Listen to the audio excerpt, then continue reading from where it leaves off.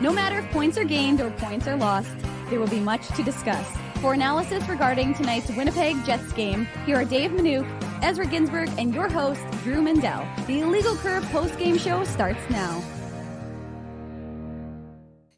I'm not a math whiz, but if you only play 4 minutes and the hockey game is 60 minutes long, carry the 1, that's 56 minutes that you've elected not to play in the hockey game. It's not a recipe for success, as the Winnipeg Jets found out this evening. Good evening, Winnipeg. Good evening, Manitoba. For all those joining us live this evening on our YouTube channel and all of our social media platforms, we say good evening, universe, and welcome to the Illegal Curve post-game show. With Dave Manouk, with Ezra Ginsburg, I'm your host, Drew Mandel, here to talk about a score that flatters the Winnipeg Jets, a score that does not accurately reflect the game that you saw tonight, a score that for the average fan who may not have watched and looks at it and says, hey, that's a close game. Well, they would be mistaken. A score that is not symbolic of just how poor the Winnipeg Jets effort was tonight. Sabres 3, Jets 2, and the game was nowhere near that close. Gentlemen, good to see you both on this Thursday evening. The Jets home from the road trip. They played 8 of 9 on the road. They come home today to face a Buffalo Sabres team that has been rolling as of late. We talked about that on Tuesday's post-game show, and the Jets were not up to the task. The Jets were not equal to their opponent. The Jets were not in this game whatsoever. The Jets were booed on home ice, deservingly so. 3-2 is the final, but this was way more one-sided than that, Mr. Ginsburg. Yeah, absolutely. What's up, boys? Hold on a second. I just got something here I want to get right off the bat. Hold on. Little fireball. There you go, attaboy. Let's pound that. We're going to do the Seagram shot of the game right now, boys. Yeah, well, we have to watch the game, so I think you deserve a drink there in that case. Hold on one sec. Yeah. Dave, you're muted. We can't hear what you're saying. Cheers. L'chaim, that was great. Yeah, this was a stinker. Oh, I love that fireball. It's just so delicious. And again. I wasn't going to let you outdo me, Drew, with the fireball shot, so I needed a shot after that game. Wow, the Sabres were dominant. This Sabres team is good, guys, like really good. Like, how good did Owen Power and Rasmus Dahlin, both first overall picks, look on the back end? Like, hold on a second. I just have to let that fireball kick in there, boys. Yeah, I mean, you're right, Drew. I mean, the first 2 periods were brutal. And the thing is, the first period was not good, largely controlled by the Sabres. Yeah. The Jets came out of that second period, and the first 5 or 6 minutes wasn't bad. And then the Sabres absolutely took over. Like, it actually, I was thinking, I'm sure I wasn't the only one. It was like Harlem Globetrotters on ice. Yeah. Like, the way the Sabres were gaining the Jet zone, and basically, like, the thing that stood out to me is just it was way too easy for the Sabres to generate speed through the neutral zone and just basically do whatever they wanted upon entry into the Jet zone, right? Like, how many times did we see the Sabres, control the play in the Jet zone for 30 seconds, 45 seconds, a minute? And obviously, Tage Thompson, Jeff Skinner, these guys are incredible. Alex Tuck is the other guy on that top line. Like, this is one of the best lines in hockey right now. But, forget that for a second. Like, where was the Jets' pushback in this game? As you mentioned, Drew, it didn't happen until late in the third period when the goalie was pulled, right? So it's a really disappointing game for the Jets in terms of you had a disappointing road trip. And what did we talk about was the most disappointing was the fact that you only scored 1 goal against the Leafs, only 1 goal against the Senators. You only scored 1 goal in your last game against Nashville, right? Yeah, 1 goal against the Canadians is what you meant, but I know what you're saying. Pardon me. Sorry, you're right. Sorry, I meant to say Canadians, Drew. Thank you for correcting me. I've had a couple fireball shots in me here. So, this was just all types of ugly tonight, Dave, for the Jets. This just was not acceptable. I thought aside from the Lowry, Barron, Kuhlman line, most lines just didn't seem connected. They didn't have a lot going on. I thought Nick Ehlers was by far the Jets' best forward. He had multiple scoring chances. Didn't get everything on that 3-on-1, but yeah, there's no other word to put it, but just disappointing. I will say that, if you're looking at this Jets club and you're thinking to yourself, first of all, Way too much passing. Way too much. Now, first of all, let's be realistic. What's the narrative going to be? The narrative is going to be, well, after a long road trip, you come back, the first game back, it's always hard. So that's going to be the narrative that's going to be sold, I imagine, because it was already asked in the media availability this morning. How do that they always say this, blah, blah, blah. So that's going to be one thing. Number two, the Jets may want to get their eyes checked because they missed the net so much. It's not for believing how many times they missed the net. It really is. So they missed the net. They overpass. Like today was ridiculous. It was actually criminal how many opportunities they had. 3-on-1s. They're giving up shots. Like take a shot. Let the guy be a guy for a rebound. Did you say take a shot? I did. You have to drive home. Yeah, let's. I gave it. Okay, I'll wait till the commercial break. Yeah, I was gonna say these are the very small. Just in case anybody's worried, these are very small shot glasses as he's using. They're not full cups. shots. Yeah, they're teeny tiny ones. Yeah, they're little guys. Okay. Yeah. So but unlike Ezzy, who takes a shot and doesn't miss his net, these guys. That's what I was going for. The shots, right? The Sabres had a lot. The Jets didn't have enough. That was my symbolism there. Guys, the Jets didn't take a shot for 16 on net for 16 minutes between the 5-minute mark or something about thereabouts to sometime in the third. Yeah. It wasn't good. It wasn't a good effort. And I said this at one point in the game. The Jets I said, I'm not sure if it's the Sabres looking like they're skating with nitro or if the Jets look like they're skating in quicksand. Either way, the disparity doesn't look good for the home team. And it didn't look good. And Connor Hellebuck was excellent, and he had to be. And the rest of the Jets didn't look good. They really didn't. I'm sorry. You can say, okay, Nikolai Ehlers had some chances. And the crazy part is, if the 3-on-1 works in the Jets' favor and they score on that one early with Lowry, Kuhlman, and Ehlers, I think that could have changed the nature of the game. If the Scheifele is able to put Ehlers 2-on-1 home, changes the nature of the game. But that's, again, speaking of nature of the game, that's what happens when you miss your opportunities. And the Sabres didn't. And the Sabres capitalized. And the Sabres were the better of the two teams. And you're right, Ezzy. That score flattered Winnipeg. And you're right, Drew, also. If you looked at that, you'd be like, if you read the box score, if you didn't watch the game, if you didn't listen to this post-game show, 3-2. Probably a relatively even game. That wasn't a relatively even game.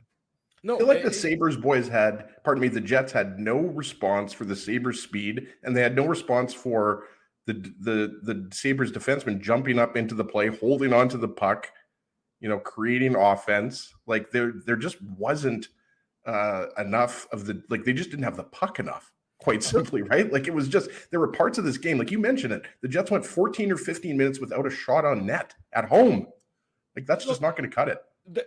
To me, the word, if you wanted to describe the Jets game tonight, the word that came to my mind as I was watching it was arrogant.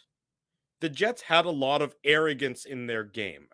When you're playing against an opponent, you don't get marks, you don't get bonus points for the goal being pretty. It still just counts as one goal if it goes behind the goalie and it goes into the net. So to your point, Dave, about the overpassing, somebody on the Jets roster, one of their players, needs to take the bull by the horns and say, and not just say it, but demonstrate it. We need to shoot.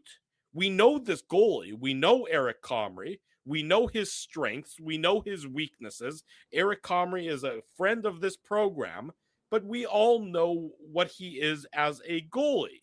It's great to see him succeed, but there's often rebounds available off of Eric Comrie. That's just the reality of what we've seen over the years. We know that. It's not necessarily... And how many second chances did we see tonight, Drew? Like none. Do you know how many high danger chances the Jets had at 5-on-5 in the third period? I think it was in the third period, they had at 5-on-5, they had none, Ezzy. Yeah, it's what Ezzy's showing you. Yeah, they had none. I mean, look, goes to my point. Look, you know what Eric Comrie is. You need to start getting pucks on net and crashing bodies in front. That when things aren't going well artistically, and they often don't go well artistically because hockey doesn't frequently lead itself to artistic goals. The vast majority of goals are hacking and whacking and bodies in front and the cliche that goes with that. But when you're arrogant about your game and you're arrogant about your opponent and you think that the only way to score or that your goals have to be of a pretty variety, then you don't get the opportunities. Put a puck on net. Get a guy in front. Well, to your point, Drew, when the Jets were having their most success this year, what were the goals that we were seeing on a nightly basis? It was point shots being tipped. Yes. Right? Pionk, Morrissey, and then you had whether it was, Pierre-Luc Dubois or Blake Wheeler or Mark Scheifele, whoever, tipping pucks in the slot. You're right. And the Jets are the Jets are definitely a skill team, and they are fun to watch. Like, everybody loves to watch guys like Nick Ehlers and Kyle Connor skate, right? But you're right. This game was the type of game in which you needed to grind it out. Like, it was scoreless for a big chunk of this game. Right. And, the Jets just weren't not only were they not generating enough offense, they weren't even coming close to getting scoring chances, right? Especially because you watch that game and you can see that they're fighting the puck. You can see that it's not crisp. And so when it's not crisp, then you need to simplify things. And simplifying things is shooting and bodies in front, because that's the simplest distillation of this game. It's just throw a puck towards the opposing goalie, get it through as best you can so it's not blocked up by the blue line, and hope that you can get a rebound or that it bounces off of 3 legs and 2 sticks and a shin pad and somehow beats the goalie. That's the simplest way when you're not feeling it, when the beautiful part of the game isn't working for you. But too often over the last couple of weeks, I would say, the Jets have been trying to be too beautiful and too pretty. And Ezzy, as somebody who knows what it's like being too beautiful and too pretty, you see it happening, and you say to them, Didn't you mean to say Dave there, by the way, Drew? No, I meant you. I mean, you with your slick back hair and the beard looks nicely trimmed. You're looking handsome, is what I was saying. Is what I was going for there. So, Drew, can you actually text what you just said to Naomi now? Because I'm a little bit in the doghouse right now, so I don't need to hear that. But I think Naomi needs to be reminded of that. I just assumed you were in the doghouse always, so I was trying to boost you up. I was trying to give you, literally, I've been sleeping in the doghouse, and we don't even have a dog. Yeah, I know. It's weird that you bought a doghouse without you guys having a dog. But it's just it's been too many games recently where you see this kind of arrogance is how I described it. They need to go back to simplifying the game, because that is where they've been at their most successful. And yes, they've had difficulty against teams that come at them with speed, because the Buffalo Sabres are a team that comes at you with speed, and the Jets had no answer for it. But then you just got to figure out a way to simplify it, because matching them speed for speed was not going to work tonight. 1, because Buffalo was the faster of the 2 teams, and 2, they were just playing better than the Jets were. So when you're not playing well, simplify things. Don't make it more complicated, which is what the Jets were trying to do, Dave, on a number of their odd man rushes, where the Jets, how many times did they take a 2-on-1 or a partial 2-on-1 and turn it into a curl back play that went for absolute naught? I mean, it just was infuriating to watch. And I'm probably going to mention the one you're talking about, is because that's the one that fans reacted to and were booing inside the building, was the Scheifele one where he turned and looked and made a pass. Cole Perfetti did it as well. Yep. I mean, it was too often that guys were taking what could be opportunities and instead turning them into absolutely nothing. And worse, not only were they not turning them into opportunities, boys, but they were turning them into rushes the other way for Buffalo, because Buffalo is capitalizing on the Jets not having their legs. So if you know that you don't have your legs, again, what is your objective? Fire it on net, get it on net, hope you can get a rebound, score a gross, greasy goal, and ultimately, maybe get back into this game. But the Jets didn't, and they kept looking for those perfect, highlight reel goals. And I'm like, folks, you're on the Jets. Nobody from TSN cares about you anyways. So you don't have to worry about being on the highlight reels. They're going to show the Leafs. I think one of the Leafs farted recently, so they're very excited to show that over and over and over. Marner's goal yesterday was one of the nicest goals I think I've ever seen. But yeah, I mean, I think we all know that they get all the coverage. And Dave and Drew, talking about simplifying the game and everything like that doesn't mean, we're not saying that the Jets need to dummy their game down. They need to get back to the fundamentals. Right. We're not saying that, the Jets need to, not display skill. That's not at all what we're saying. But we're saying, when you're in a game in which you're getting badly outplayed and you're just not possessing the puck enough, you have to get back to, just generating offense essentially any way you can, right, Drew? And that's what you're saying. Like, put it on net, try to get a rebound, crash the net, like do something. Like Eric Comrie had the easiest 2 periods, and this is all due respect because it looked like Comrie was going to have a shutout up until 4 or 5 minutes left. So good for him. And you're right, we've had him on the show, and anybody who has followed the Jets/Moose organizations over the years knows that there's nobody better in terms of a person than Eric Comrie. So good for him, right? Because he's had some injuries this year, right? Or one injury. Yeah. So good for him to come back into Winnipeg and get that win. I think, most Jets fans, earlier this morning were hoping Comrie was going to get the start over UPL, right? Who's obviously their number one goaltender. And then Craig Anderson's also in the mix. They've got the rare, 3-headed monster going, but there just wasn't enough sustained pressure. And I thought that the Jets were way too loose. I mentioned it, right? Like it's Captain Obvious here, but the Sabres were just able to enter the zone too easily. And, the Jets were just giving too much time and space. And, the Sabres were cycling the puck and making it look easy out there. And we have to give take the game breakdown aside here. We'll get into the goals, Dave, but we just covered the Jets Sabres a couple weeks ago. The Jets won that game, but the Sabres looked really good.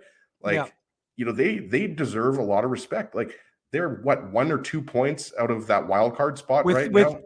They had 3 games in hand, so they're 1 point back of Washington. Although I don't know Washington. Washington might have been playing. Yeah, the Washington played Pittsburgh tonight, and I think it went to overtime. So I'm not sure. Dave, right? Like, they're at most 3 points back, so they're right in the thick of the playoff race, right? And you've got the Islanders in there, and you've got Pittsburgh in there. But I think a lot of people are hoping that they make the playoffs for the first time since 2011. So we can't take anything, like, even though the Jets played really bad. And I think Buffalo came in having won 4 straight. Yeah, they'd won 4 straight, and they're tied with Boston, or they were tied with Boston for the best goals for per game, right? Yeah. So look at this team is not to be taken lightly by anybody, right? Like we talked about it, Tage Thompson, Jeff Skinner, Alex Tuck. That's an amazing line.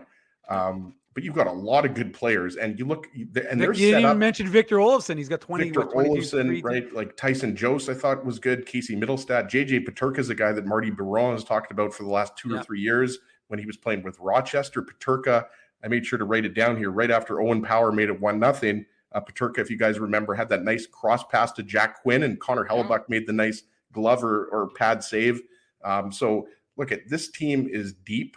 And, regardless if they get in or not, this team is heading in the right direction. I think it would be so much fun to see, like, Buffalo versus Boston, for example, in the first round. They might get swept, but I think it would just be the Sabres fan base deserves a playoff spot. Let's just put it that way. And just to quickly update, Drew, just quickly, Washington won today, so they didn't gain any ground on the Capitals. But again, they have 3 games in hand. Yeah, look, and 5 straight wins. The Buffalo's playing good hockey. And so the Jets knew that, because remember, it wasn't that long ago. It was only a week ago, 10 days ago, that the Jets went into Buffalo. I guess it would have been, it wasn't last Thursday. Or was it last Tuesday. Thursday? I guess it was. When did they play? No, because they played Friday. They played Friday, Saturday. They played Buffalo on the Tuesday. Oh, Wednesday. It was Wednesday night. I thought they played Buffalo on the Thursday, then they went to Pittsburgh on the Friday. They did. Yeah. Drew's right. Yeah, Thursday, it was Thursday, Friday? Yeah, it was Thursday, Friday. They beat Buffalo, and then they beat Pittsburgh. Yeah, that's right. Okay, thank you. And then they came home for that one game against Arizona. Arizona. So it would have been 2 weeks ago today. Yeah. Time flies. But I mean, so the Jets know that Buffalo's a good hockey team. They shouldn't have come as a surprise. It's just that, the Jets were, it's like they had blinders on in the course of tonight's game as to how they think that they needed to play. And it was the complete opposite way of how they should have been approaching this game, especially when it became obvious that there was no artistic value to their game tonight. This was going to be a grinder, and they just didn't do what was necessary to grind it out. And they come back late in the game to try and squeak out a point. But that was completely undeserving, and it just flattered the Jets more than anything. It's just a really disappointing effort in what has been a last couple of weeks where, by and large, the efforts for the Winnipeg Jets haven't been great. The Jets have lost 4 of their last 6, Drew. The Jets are in no danger of falling out of a playoff spot, but they're not playing well. Going to be right behind them. Right, and they've got Philly coming up Saturday, and Philly's obviously not a powerhouse, but we just had a comment up there. Chicago's beating Calgary. I can only imagine what Daryl Sutter is going to be like after the game. Hopefully he doesn't go after Jacob Pelletier. But regardless of, where the Jets are in the standings, they're still comfortably in second in the Central Division, right, boys? But I mean, you can't like the way that they've played, whether you're a player, whether you're the coach, whether you're a fan right now. This team right now is struggling to score goals, and they just don't look like the same team that they did, 3 or 4 weeks ago. I think so. You've got to figure this out. Like, I realize that, it's been tough. It's been a grind, 8 games out of 9 on the road, everything like that. And you just want, as Drew mentioned on Tuesday night, like, you just want to get into this 11 or 12 day break healthy, but you got to also win some games. You don't want to, go into the break having lost 4 games in a row or anything like that. So, I mean, I expect a better effort on Saturday, but also I expected a much better effort, tonight, Thursday night. They haven't been at home in a while, coming off of your longest road trip, Dave. So yeah, tonight was just, again, it was all types of ugly. Just the effort wasn't there, and they just didn't generate enough offense. Simple as that. And just to quickly kind of finish off that thought, as I just want to say, like, again, it's one of the advantages of being in the building is that you get to watch the entirety of the ice and not necessarily just what the camera's showing you. And I would imagine, I'm sure the camera may have showed it during the broadcast, but if they didn't, one person who was not pleased with the Jets' effort was head coach Rick Bowness. Oh yeah, and he was like gesturing, and his arms were up in the air, and he was not a happy camper, as they say, with his team, and you could see it. And it's interesting to watch him on the bench. And sometimes I watch him while the play is going on, and you can see him like he's still trying to get the guys going, and he's tapping the guys. He's trying to get everybody animated and in the fight. But at the same time, you can just watch him when guys are making plays. There was a play that Pierre-Luc Dubois made in the first period where he had possession, no pressure, and he did a no look back behind the back pass along the blue line to nobody. And the Sabres went on the attack, had possession for 30 seconds in the Jet zone. Could have been a goal. Like, Connor Hellebuck had to make a nice save. But that was like, that summed up the game to me for the Jets, was that they just didn't, again, to use your word that you were using earlier, Drew, they weren't crisp. Yeah, they were not crisp. That's exactly what they were not. And Buffalo deservingly, gets full marks for their victory. Let's get into the actual game recap, the actual goals of this one. It's brought to you by Betway, the title sponsor here of the Illegal Curve post-game show, and one of the most trusted voices in sports betting, both in Canada and all around the world. Betway is the sports betting app that puts you, the customer, at the forefront. With a large selection of betting options in sports, as well as strong promotions and fair odds, what are you waiting for? Head on over to Betway and bet your way. Must be 19 years or older to play. Please play responsibly. Buffalo opens the scoring in the second period, but the Jets did have 2 power plays in the first period, and maybe those power plays were a sign, a harbinger of how the rest of this game was going to go, because those power plays were certainly nothing. They had one combined shot, Drew, on those 2 that I counted. It was 1 shot. That's exactly what it was, Ezzy. 1 shot on 2 power plays for a Winnipeg Jets team. That notice that I didn't do a shot of fireball there, by the way. We appreciate that. That's good. I mean, you've already had enough, so maybe we should take the bottle away from you. So make sure it's right here. No, I know. It's not going anywhere. Maybe take it away from you. I have to pry it out of my dead hands, Drew. Naomi might kill you if you come home smelling like Fireball. So she's up for that challenge. Let me tell you. Naomi's been in bed for 2 hours. She has no idea what's going on. Terrible first period by the Jets, getting outshot 14-6. 2 power play opportunities, try to salvage the first period. 1 shot on goal in total. Just a bad start to the game. And then Buffalo opens the scoring, and you could feel this one building and building and building, because the ice wasn't just tilted. The ice, I don't think the Jets had an offensive zone in which to skate into, because that's how one-sided it was at this point in time. The Jets couldn't do anything. They couldn't get out of their own zone.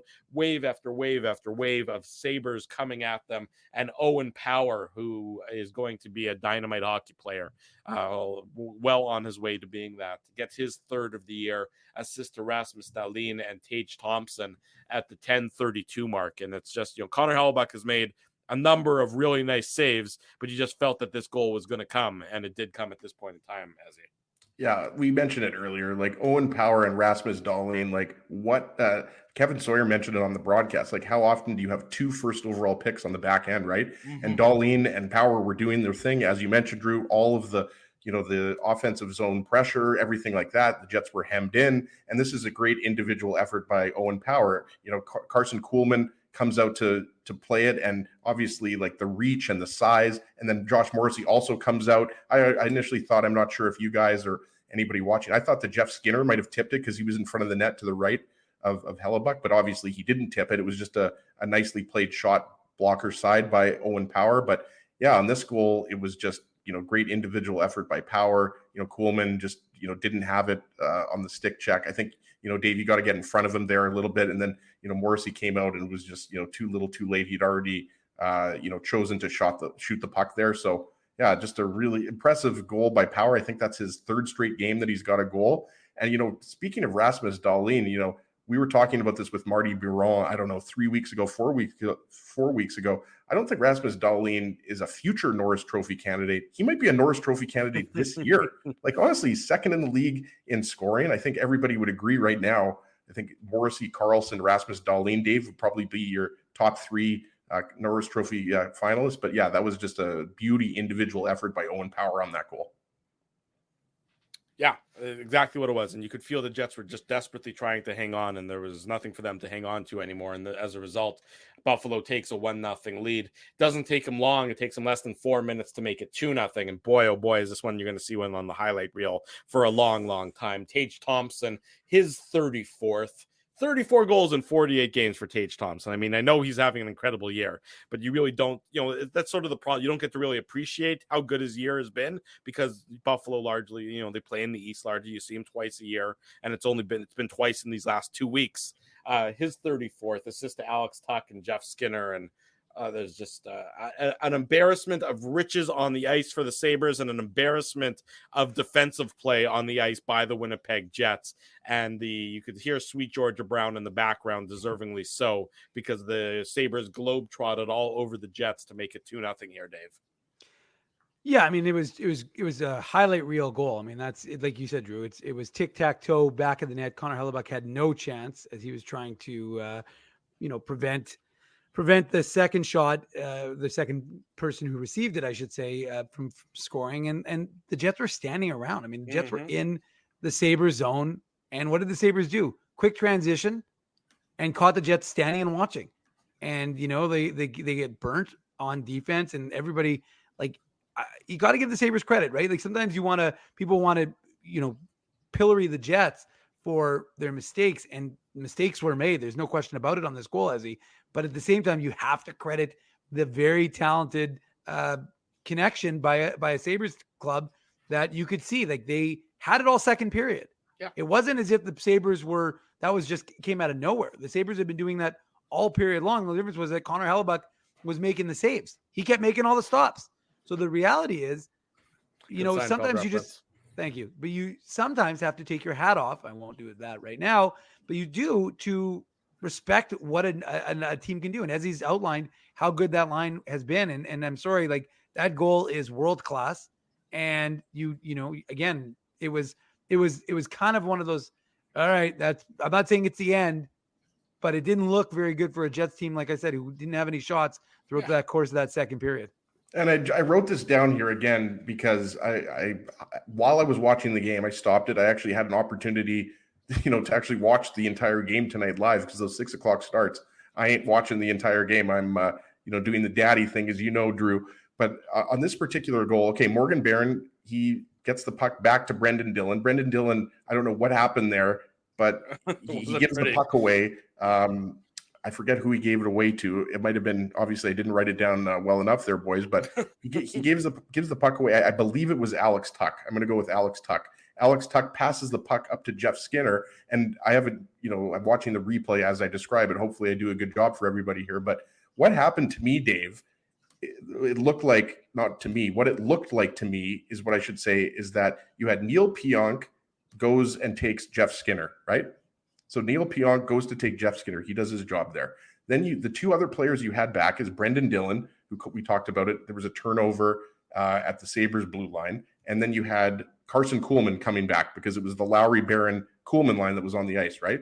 So what happened on this one, because it was 3-on-3, what it looked like to me was Jeff Skinner goes to pass the puck to Alex Tuck. Dillon bats at it. And Carson Kuhlman is also watching what's happening here. And then what ends up happening is nobody picks up Tage Thompson. So Alex Tuck makes a nice pass to Tage Thompson, but Brendan Dillon and Carson Coleman were so focused on the pass going to Alex Tuck, right? So to me, that was just, it was a 3-on-3 situation that the Jets just didn't play well.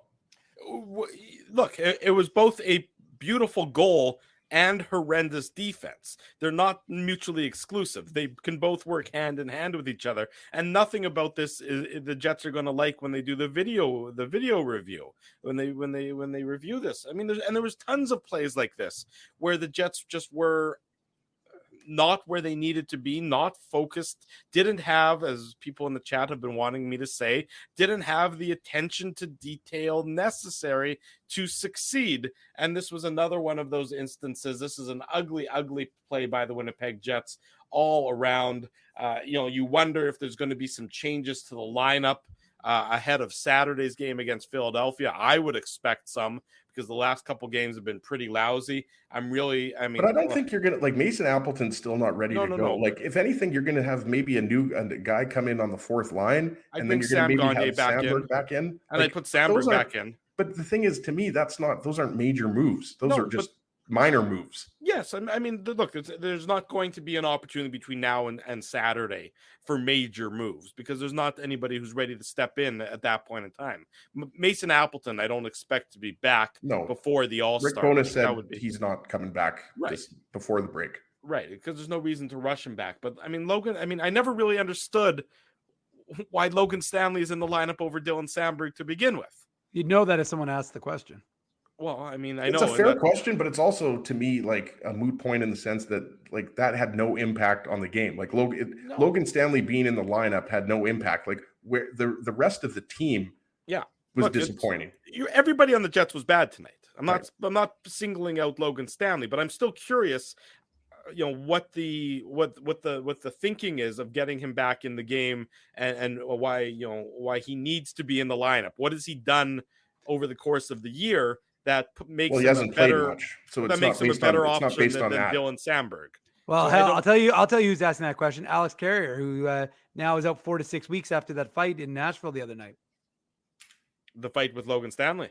Yeah, he's out for 4 to 6 weeks. Oh, I missed that. Why would anyone want to fight Logan Stanley? I wouldn't, but at least in that sense, he was doing something. But I mean, in any event, 2-0 for the Jets after 40 minutes. 2-0 against the Jets. Pardon me? You said for the Jets. Oh, sorry. 2-0 for the Sabres against the Jets. Yes. After 40 minutes. And you're wondering if the Jets are going to push before this one, before we get to the power play goal, because this was a bizarre situation. Okay. So Nate Schmidt goes for the hit on Dylan Cousins. Yeah. And he misses. Or according to the collective, our friends who were sitting beside me, I had already left, Blake Wheeler. yes. But mistakes. I was like 88 and 26. You don't need to. Mistakes get made, Dave. They get made. It's not a big deal. We never make mistakes, Drew. We do frequently. In fact, I think that's part of our. It's part of our code of conduct is make mistakes here on Illegal Curve. I'm joking, anyways. Obviously. If you don't make mistakes, how are you going to learn? Well, so in this case, it's bizarre though, because Nate Schmidt. The more you know, Dave. He goes for the hit on Dylan Cousins. He misses. Then he sort of swings his arm around and he catches Cousins. That was inadvertent, though. It was a complete accident. I know that, but they didn't issue a penalty. How was that roughing? No, I know. And then what about that was roughing, Drew? Well, but they called it roughing, but you can't. Who called it though? Nobody called it. They did after video review. No. I know. I'm going with your point. I'm saying that nobody actually called it on the ice until after the fact. Well, that's the part. Like, so I've been in contact with our friends at Scouting the Refs. Oh, that's why they tweeted at us saying we'll check that out.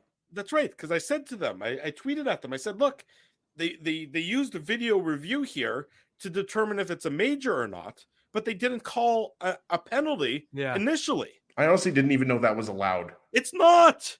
It's not. It's 100% not allowed in the rules. You're allowed to, if you call a penalty, you're allowed to review it to see if it should be a major. Yeah, but you can't use video review to determine if something should be a minor penalty. Yeah, you have to at least make the initial call as a minor penalty. Yeah. I'm sure they're all going to get together and figure out that they were actually going to call the penalty.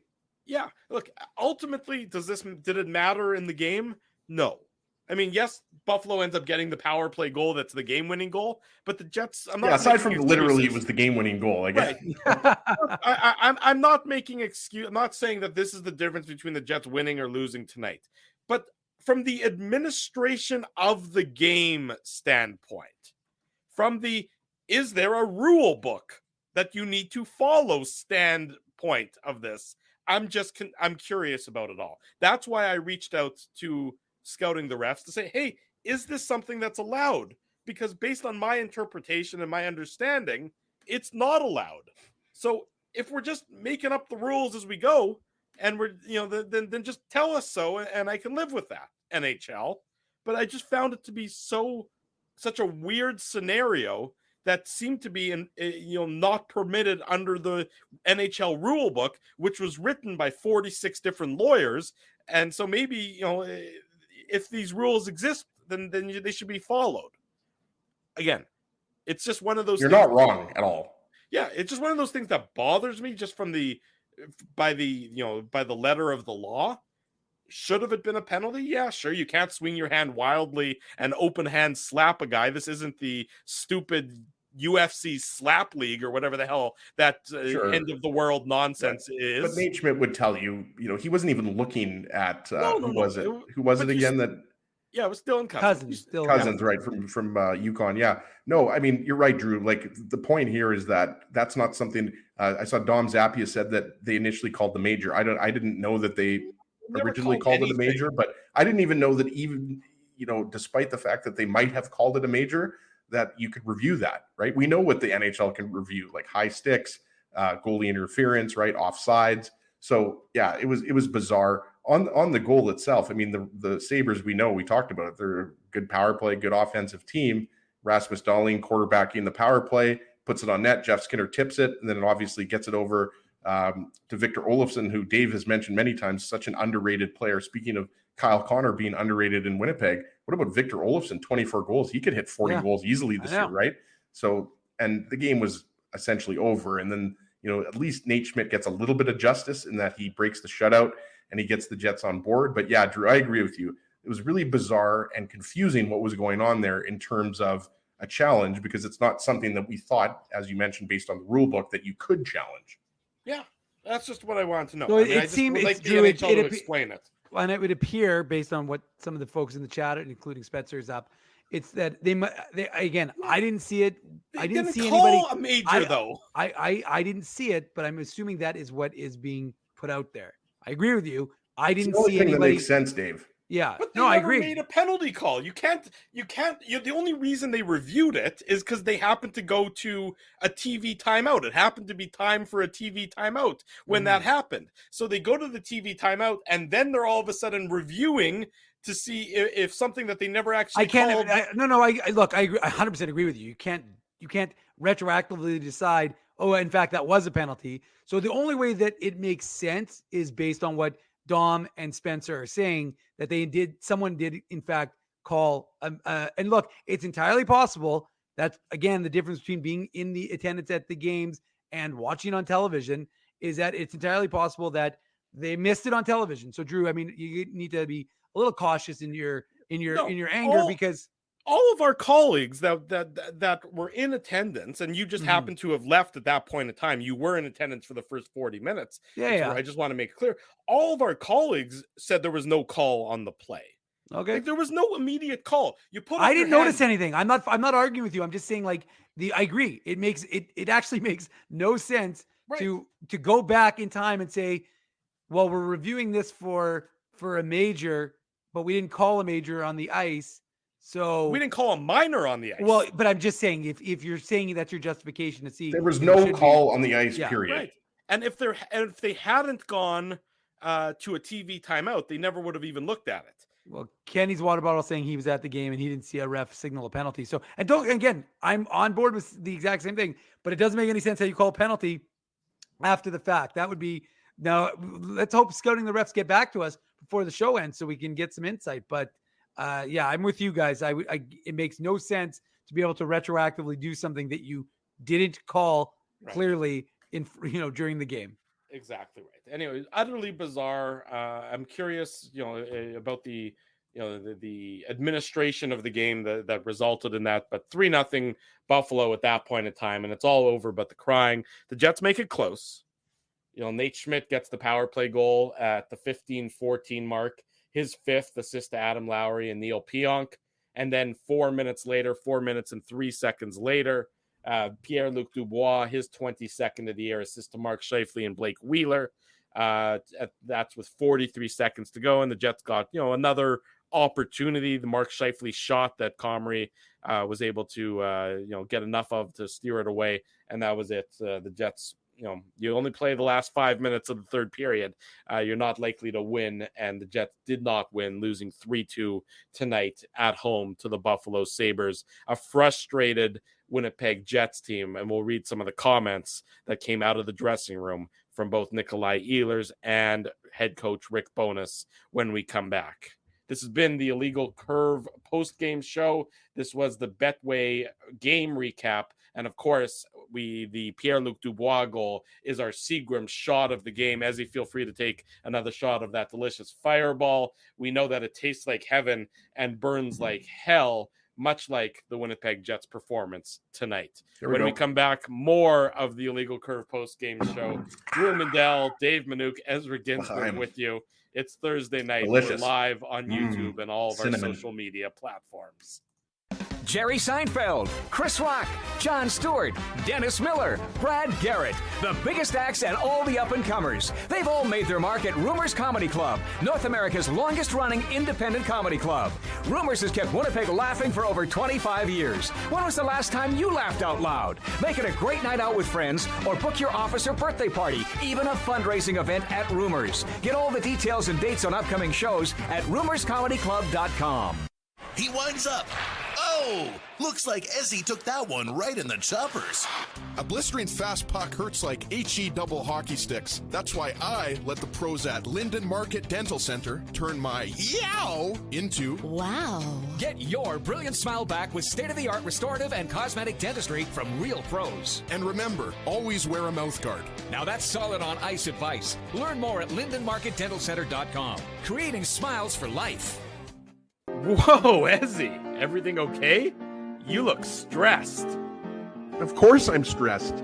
We're moving, the house is upside down, the kids failed miserably at packing the fine china, and my life is in chaos. Chaos!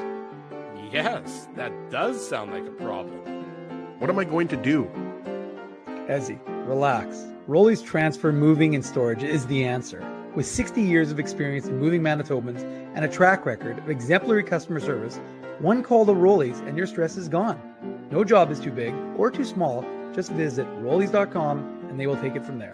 Thanks, Dave, and thank you, Rollies Transfer Moving and Storage, online at Rollies.com. Dave, my man, why are you in the car already? It's hours until game time. Drew, it's because I'm stressed out right now, driving around downtown Winnipeg, looking for a parking spot, and I'm not finding one. I've lost Ginsburg. I don't even know where that guy is right now. Dave, haven't I taught you anything? Do what I do. Pre-book your entire month's worth of game day parking with the Grid Park app. It's super easy to use and saves me both time and stress. Well, Drew, I'm not independently wealthy like you are. So I'm sorry that I don't have millions of dollars to pre-book my parking month in advance. What's that going to cost you? $25? How about $5? Come on, $5? No way. $5. I'm not telling you a lie. And our listeners can get a free park with the new special promo code Illegal Curve. Guess what? There's more. There's more, Drew. You're lying to me. What more could there be? Grid Park now has underground parking, so my car can stay warm during the game. So wait a second. All the driving around I do, looking for parking, minus 40. You're telling me I could be toasty warm in a car after the hockey game? That's exactly what I'm telling you. Underground parking. Just download the Grid Park app. That's GRYD Park and use the code Illegal Curve. All one word. You'll park for free your first time. Hi, it's Drew from Illegal Curve here. Selling your home can be stressful, but it wasn't for me. Thanks to my friends at Zappia Group Realty, they made the process so easy. My home sold within 48 hours and with multiple offers. Zappia Group Realty took care of everything with their exquisite customer service and attention to detail. If you want to sell your home for more in less time, get started by talking to Frank and Mauro Zappia of Zappia Group Realty. Online at zappiagroup.com.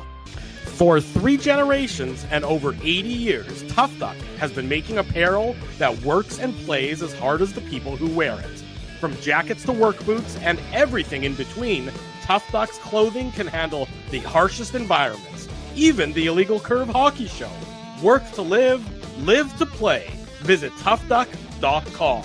Apologies, folks. I was tweeting back at our friends at Scouting the Refs, who provided a little bit of additional explanation on the play. Here's what they had to say. They tweeted at us at Illegal Curve. You can also do that if you want as well. Why don't you post? You should post the comment so people can see it in the chat, Drew. I guess I could copy and paste it. That's a fair point, Dave M. You're asking, look at you. I mean, trying to make me do all this work, but I can do that. Let's see if this is going to work. See if I can see if I see the problems when we try and copy and paste into the chat. It doesn't really work very well necessarily, but I will try it again. How about this? How about you read the tweet out loud? Thank you. That's what I was doing. And then Manuk with his lousy ideas. Let's go old school, Drew. Yeah. Scouting the refs. This appears to be the sequence of event. 1, initially no call. 2, officials discuss and call the major without a review, without reviewing anything. 3, once they call the major, they are now able to review it. 4, after the review, they reduced it to a minor penalty. Then Scouting the Ref says, this is why refs need to announce the call on the ice before any review, along with the reason for the review. And again, from my 100%. Perspective, yes, of course. And that's why we have Scouting the Refs. We haven't had Josh on in a little while. I'm not sure if we've had him on since we've transitioned off of TSN 1290, but he knows his stuff. Mm-hmm. He really does, and he provides great clarity and information. And you're right. If the call isn't made on the ice, how does anybody know it was called? Well, if a tree falls in the forest, nobody's there. What are we talking about here? I also don't believe. I know what the sequence appears to be, but I also don't believe for a second that they determined that it was a major, and then went to the video review. It's like you said, Drew. It was like they were making this up as they went along. No question. Oh, no. We meant to call it a major, right. or we thought it was a major, so now we're going to review it. It's like, that's not how it works. Exactly. We all forgot to call a penalty. We called it. We just didn't tell anybody that there was actually a penalty. We only went and discussed it 10 minutes after during the TV timeout that we determined there was a penalty. It's just there's no proper administration of the game here. You can say you blew the call, guys. You don't have to then go change the rule book to allow for it. And again, I want to reiterate, the Jets didn't lose the game because of this play. The Jets lost the game. Technically, game-winning goal, as you pointed out. Yes. Well, at the time, it looked like it was going to be about 4 or 5-0 Sabres. Right. But the point is, the Jets really shouldn't have made this a 1-goal game. The Sabres could have easily had 5 or 6 if it wasn't for Hellebuck. That's right. It's just there needs to be agreed upon rules for how the game can be administered. And when you have refs, who occasionally go rogue about it or make calls, minutes after, incidences occur, then it throws into question how the administration of the game is really being handled. I'll go. I know we want to move along here and get into the Tough Duck hardest hitting comment and get into the Legal Curve merchandise comment and everything like that and get back into breaking down the game, right, boys? But I think almost, Drew, I don't watch baseball as much as some people, you guys and others, but it's almost like there's too much video replay now, and it's almost like the referees are relying on it too much to save them. It's easy for us to sit here and say this type of stuff. But in this particular case, it's almost like, okay, we don't really know what we should call, so let's review it, even though we never made a call. So we're not really reviewing or challenging anything that we called, right? So I think there's too much video review. There should be video review on, whether the puck crossed the line. Offside, I get it. You got to have that because human error is it's so hard to sometimes, right? When it's an inch or half of an inch, right, boys? Mhm. But like to me, like there needs to be less video review in my opinion in hockey. I agree wholeheartedly, Ezzy. That's why the refs have no confidence in making a call, because they're always constantly thinking that they're going to get second guessed, or that they can review it and that they can rule about it differently. In this case, they just didn't make a call and then they made one up after the fact. I don't care what they're telling me it is. If somebody tells me the sky is pink, I'm smart enough to look to make sure that it's blue and not pink, or whatever tortured analogy you want to use here. Let's go to some post-game comments from the Winnipeg Jets dressing room. I believe the first one I have here is courtesy of Nikolai Ehlers. This from our buddy Mike McIntyre, his Twitter feed. Nikolai Ehlers after tonight's game, quote, "We've got 25 guys in this room who are not okay with our performance tonight." That from the Winnipeg Jets forward, so that's good to hear, because they certainly shouldn't be satisfied with the performance tonight. Jets head coach Rick Bowness.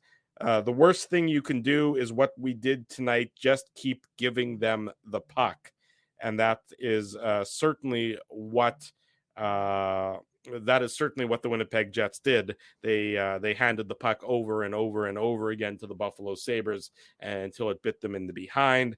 Why were the Jets so lethargic? Because they certainly were lethargic in tonight's performance. More from Rick Bowness, quote, "I'm going to talk to a few of the guys tomorrow, get their feedback as to why. We had nothing going. I want them to explain to me what they are feeling." That is from Winnipeg Jets head coach Rick Bowness Sounds like Coach Bones is going to put his sports psychologist hat on, maybe. Well, whatever it needs to be, something needs to happen, because the Winnipeg Jets certainly have looked lethargic tonight. The Sabres, by the way, that was 3-4 for them. So, I mean, right. You can't use that as an excuse. The Sabres have been playing a lot of hockey. I mean, last time I checked, NHL teams go on road trips. Yeah. Here's another one. Rick Bowness on the Nate Schmidt penalty, what we've been talking about. Quote, "They called a 5-minute elbow and then they reviewed it so they could reduce it, but they had to call a major so that they could look at it and see exactly what happened," which is it's exactly what we just talked about. They just made it up then. It's entirely ass backwards. You can't make a call after you didn't make a call. It's pretty simple. Exactly. Again, this is so bizarre. Because the only thing they had, the reason they had an opportunity to make that call minutes later is because of the TV timeout. It's just not the way that a league has to run. You either blow the call or you make the call, and if you blow the call, so be it.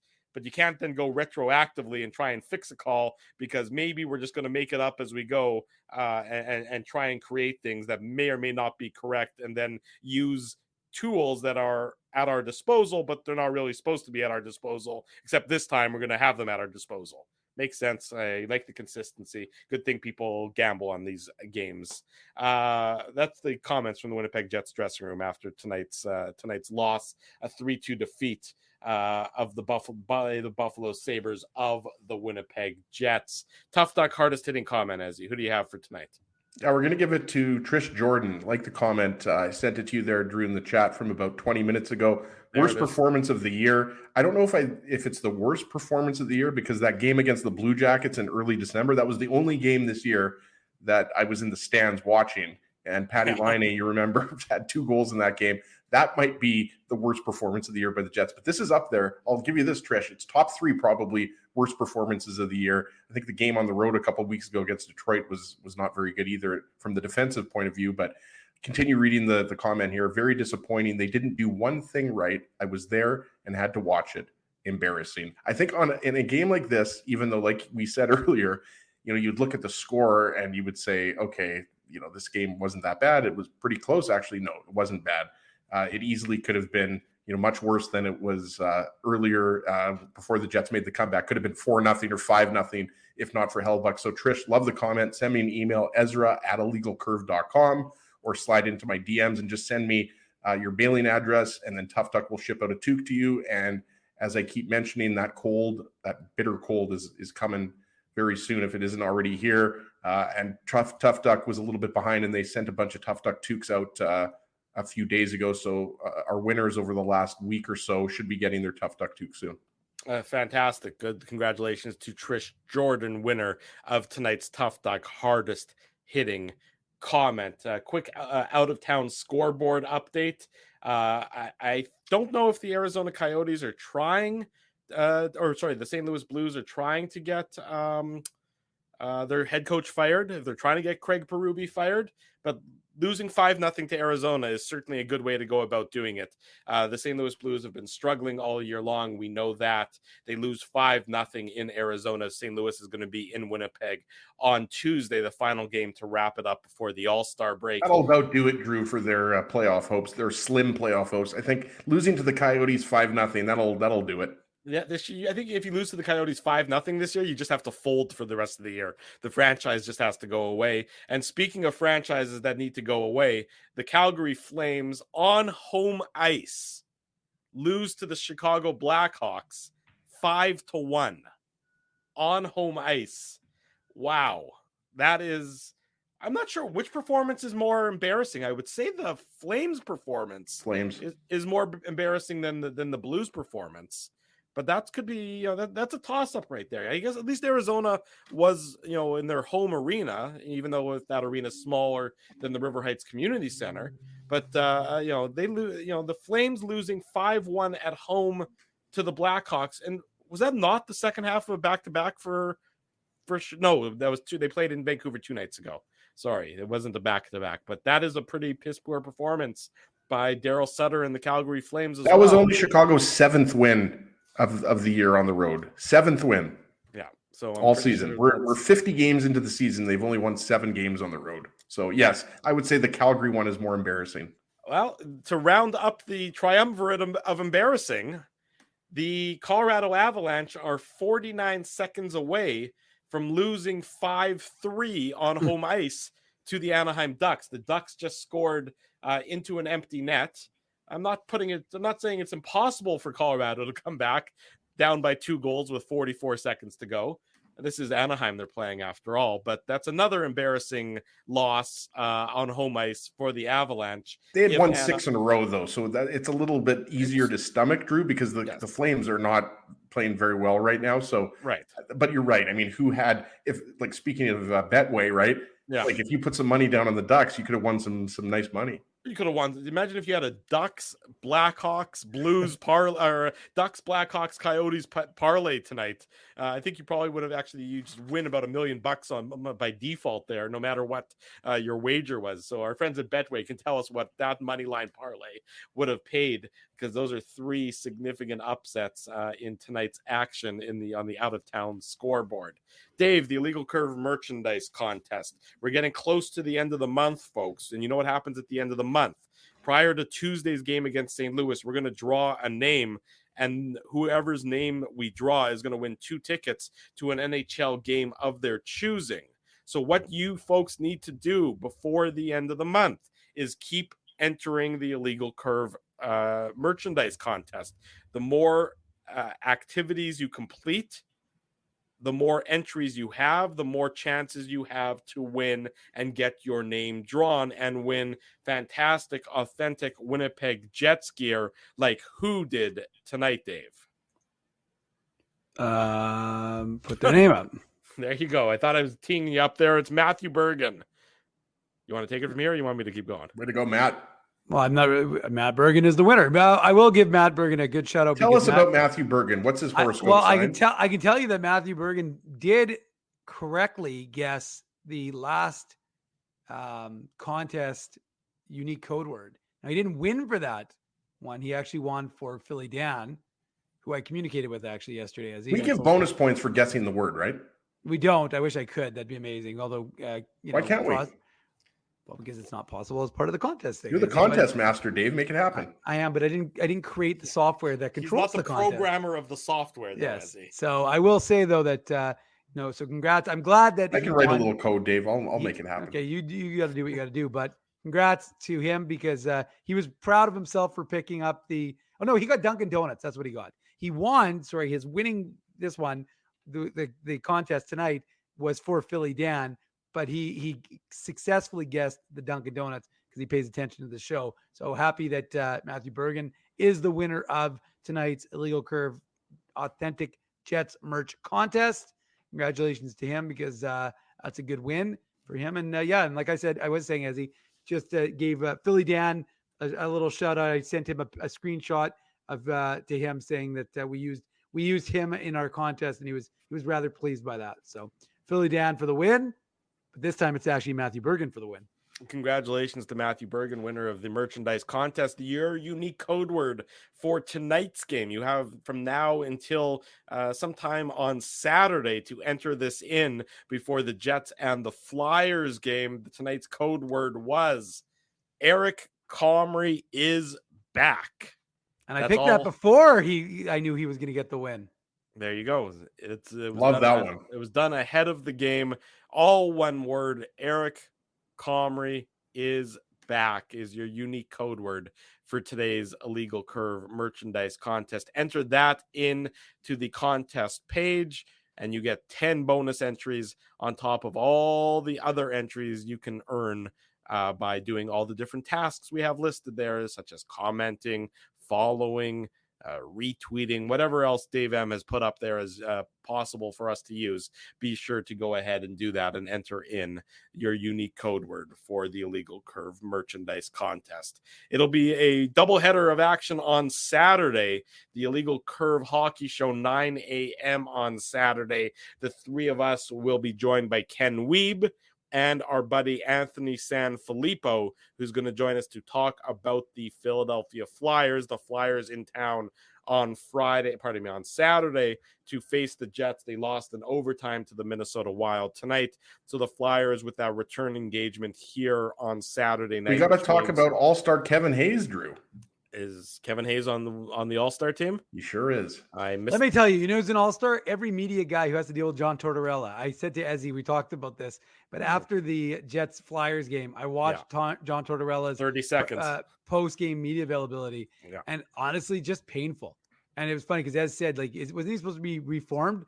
This guy ain't reformed. Honestly, that was the whole thing in Columbus, right? This is a lighter, because Vancouver was an obvious debacle. Everybody remembers the John Tortorella in Vancouver, or probably forgets the John Tortorella era in Vancouver, but that was the whole thing in Columbus, right? This is a new, softer John Tortorella, and we know how that ended with Pierre-Luc Dubois and everything like that, right? So, Torts. I mean, Torts is Torts, and the thing is, I love every minute of it because I love those big personalities in the game, and that's the reason why I don't have any problem with what Daryl Sutter did, because I thought he was just. I think people took it the wrong way, and Anyways, I like when when coaches don't just come out there and give you cliche answers. I like it when they have a little bit of, I just like how they have a little fire in their belly. I mean, look, he fits it. He fits in with Philadelphia, right? Because the media there is known as being a little cantankerous, and usually with each other. But the reality is that his response was, "Ask me a question. You already know the answer to that question. Ask me a question. What about this guy? He's fine. Ask me a question you don't know the answer to." It was like every guy challenge. I was like, okay, this guy's a fun guy. Well, he'll be in town on Saturday night, so we'll see. I'm sure he's already got a night, 10 minutes reserved with Ezzy to renew. I wasn't planning on going, but there's part of me that just wants to go down there and just, I almost just want to go down there and give him a hug after the game. And Ezzy was never allowed. It's going to be okay. Everything's going to be okay, Torts. And that is the day that Ezzy got absolutely pummeled by an entire hockey team. I think that ends it for tonight. We want to say a big thank you to all of our sponsors. They make the post-game show. They make the Saturday show. They make the website a possibility. Our friends at Rumors Restaurant and Comedy Club. Kevin Farley has been in town all week. All the weekend shows are sold out. Tonight was sold out. Yesterday was sold out. Next week, coming up at Rumors, Kyle Bottom is going to be in town.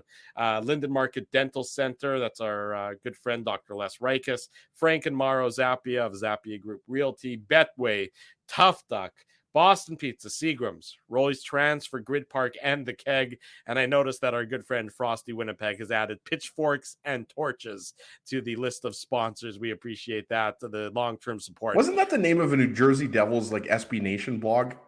Pitchforks and torches? Something like that. Pitchforks and something. I'd have to look it up. But yeah, you're right, Ez. I think it was. Yeah. It was, I can't remember. After Nightmare on Helm Street, they all kind of fell by the wayside.